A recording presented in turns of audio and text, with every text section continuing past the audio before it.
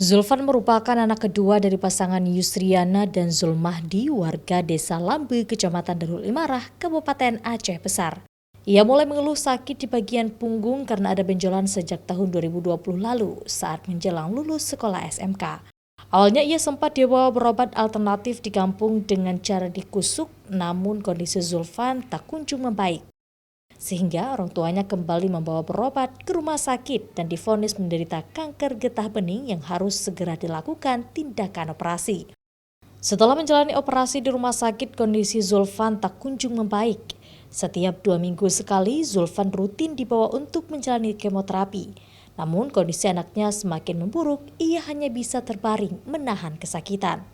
Yusriana, ibunya, sebelumnya bekerja sebagai pembantu rumah tangga, namun sejak anaknya Zulfan sakit, ia tak lagi dapat bekerja karena harus menjaga anaknya di rumah. Sementara ayahnya Zulmahdi berprofesi sebagai tukang becak dengan penghasilan tidak menentu.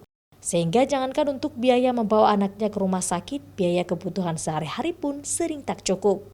Masih berobat, sekarang dia kan udah berobat kampung. Sekarang benjolannya udah kurang, udah turun. Tuh bawa ke rumah sakit, mungkin bertambah benjolannya, makin bertambah. Nggak kurang-kurang, dia kan sakit tuh karena dikasih obat nyerinya. Kasih obat nyeri kan kurang, kalau nggak ada obat nyeri ya menjerit-jerit dia nangis. Udah berapa berarti selama ini untuk mencukupi biaya kebutuhan hidup, kemudian perawatan anak itu dari mana Bu?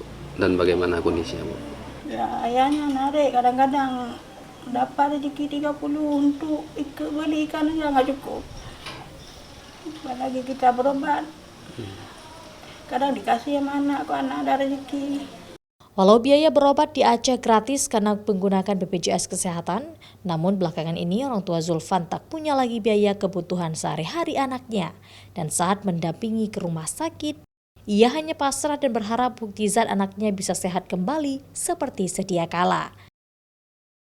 Raja Umar, Kompas TV, Banda Aceh.